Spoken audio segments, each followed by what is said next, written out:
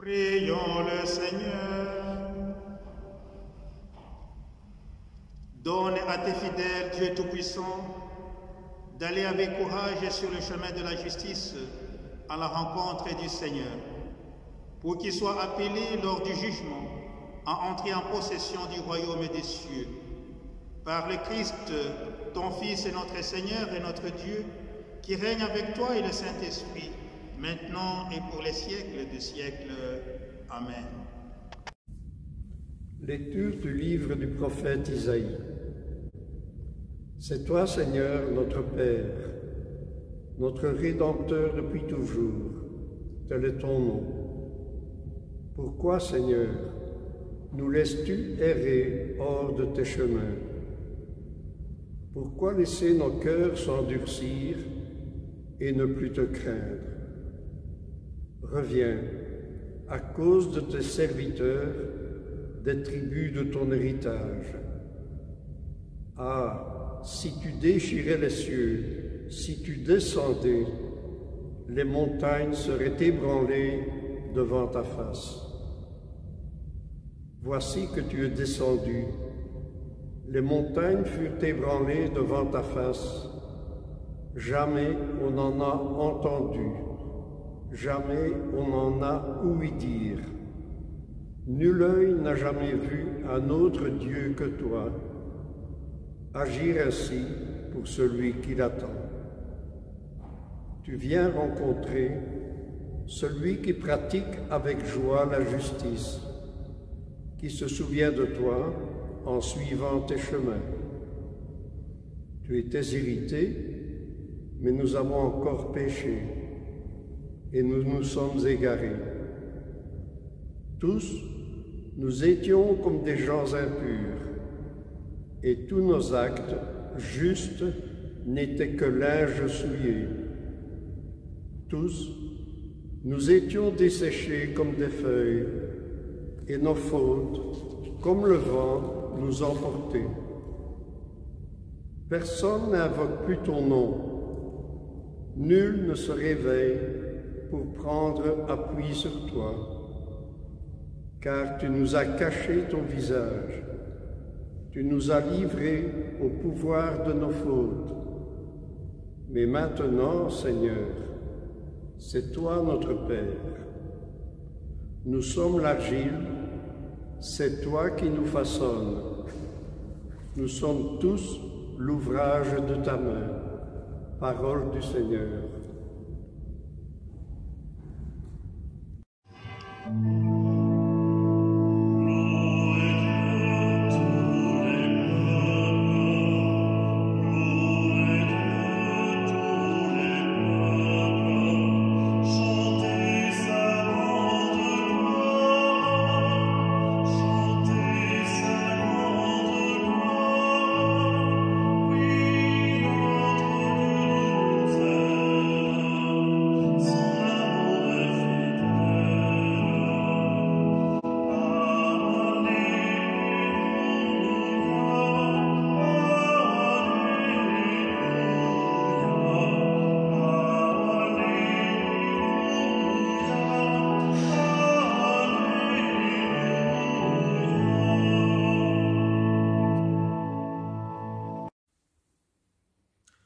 Le Seigneur soit avec vous. Et avec votre esprit.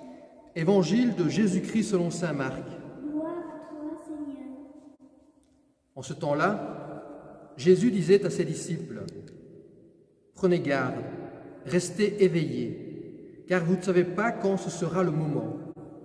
C'est comme un homme parti en voyage en quittant sa maison. Il a donné tout pouvoir à ses serviteurs, fixé à chacun son travail et demandé au portier de veiller. Veillez donc, car vous ne savez pas quand vient le maître de la maison, le soir ou à minuit, au chant du coq ou le matin. S'il arrive à l'improviste, il ne faudrait pas qu'il vous trouve endormis. Ce que je vous dis là, je le dis à tous, veillez. Acclamons la parole de Dieu. Louange à toi, Seigneur Jésus.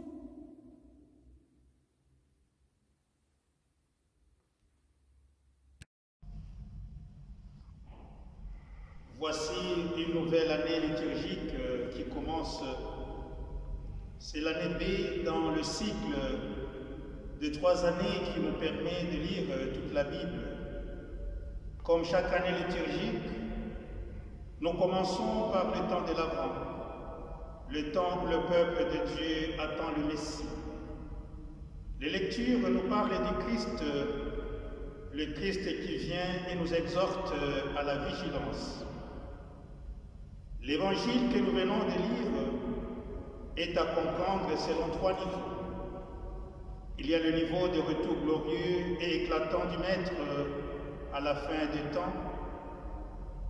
Mais quelqu'un peut dire que les conseils de vigilance, dans ce cas, ne le concernent pas, puisqu'ils concernent ceux qui seront en vie à cette date qu'on espère la plus éloignée possible. Or, le Christ a pris la peine d'être très clair en disant « Ce que je vous dis là, je le dis à tous, veillez ». C'est donc à nous aussi qu'il adresse. L'autre niveau, c'est celui de notre mort, qui arrivera à l'improviste, au moment où on y pense le moins, car on ne choisit jamais ce moment. Charles de Foucault disait « Essaie de vivre chaque jour comme si tu allais mourir ce soir. » Sans devenir obsédé par la pensée de la mort, il faut tout de même y penser souvent afin d'être le moment venu préparé, serein et confiant pour la reconnaître définitive pour la rencontre définitive avec notre Sauveur. Le 3e niveau se situe dans les visites fréquentes de notre Dieu, dans le hic et nunc du Seigneur, dans l'aujourd'hui du Seigneur, car il nous dit dans Matthieu 18, verset 20, « Car là où 2 ou 3 sont assemblés à mon nom, je suis au milieu d'eux. » Et en Matthieu 28, 19 à 20, « Allez, faites de toutes les nations des disciples, et voici, je suis avec vous tous les jours, jusqu'à la fin du monde. » Et le dimanche passé, à la fête du Christ roi, nous avons écouté le Seigneur qui nous disait « J'avais eu faim et vous m'avez donné à manger. J'ai eu soif et vous m'avez donné à boire. J'étais étranger et vous m'avez accueilli chez vous. J'étais nu et vous m'avez habillé. J'étais malade et vous avez pris soin de moi. J'étais en prison et vous êtes venus me voir. » Voilà le Christ qui vient chaque fois dans notre vie, dans la présence les plus faibles des souffrants. Et bien sûr, il y a aussi la présence du Christ dans les sacrements. Très chers frères et sœurs dans le Christ, que signifie veiller dans la bouche de Jésus? Je rappelle que Jésus exhorte tout le monde à veiller. Et ce verbe est présent 4 fois dans ce contexte qui ne compte que 5 versets. C'est donc le mot-clé, le message du texte. La vigilance pour Jésus, c'est faire attention, ouvrir l'œil, avoir tous les sens aux aguets. Nous devons veiller, prendre garde, avoir le sens aux aguets pour favoriser tout ce qui fait advenir le règne de Dieu.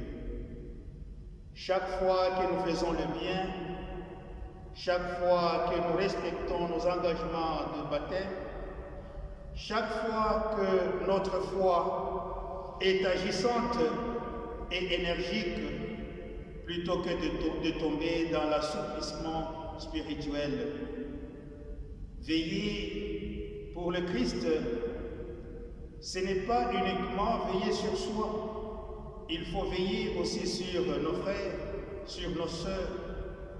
Le règne de Dieu advient chaque fois que nous menons le combat de la justice et de la paix. C'est vrai que la meilleure veille se fait dans la prière, mais elle ne doit pas nous déconcentrer des réalités humaines où nous avons à apporter la lumière, le sel et le levain qui créeront les conditions de l'émergence d'un monde nouveau où l'amour de Dieu s'incarne. Noël, c'est justement l'amour qui s'incarne dans le monde. Veillons et préparons cet événement. Chaque moment est important. Ne pas relâcher l'attention ni l'effort malgré le confinement. Ne pas négliger le moment présent qui peut être le plus favorable à l'accueil du Seigneur, à nos retrouvailles avec lui. Veiller, ce n'est pas une menace. Il ne s'agit pas de s'affoler. C'est une invitation à ne pas manquer sa venue. Frères et sœurs dans le Christ, les évêques de Belgique ont décidé de répondre au souhait du pape François de consacrer un dimanche à la parole de Dieu pour que chaque communauté puisse renouveler son engagement à diffuser, à faire connaître et approfondir l'Écriture sainte. Un dimanche entièrement consacré à la parole de Dieu pour comprendre l'inépuisable richesse qui provient du dialogue permanent entre Dieu et son peuple. Ils ont choisi le premier dimanche de l'Avent. Profitons de ce temps de confinement pour lire la parole de Dieu, comme quelqu'un qui profite de l'embouteillage pour prier son chapelet au lieu de passer son temps à se plaindre. Que Dieu Tout-Puissant nous bénisse tous, que Dieu Tout-Puissant nous bénisse toutes, au nom du Père et du Fils et du Saint-Esprit. Amen.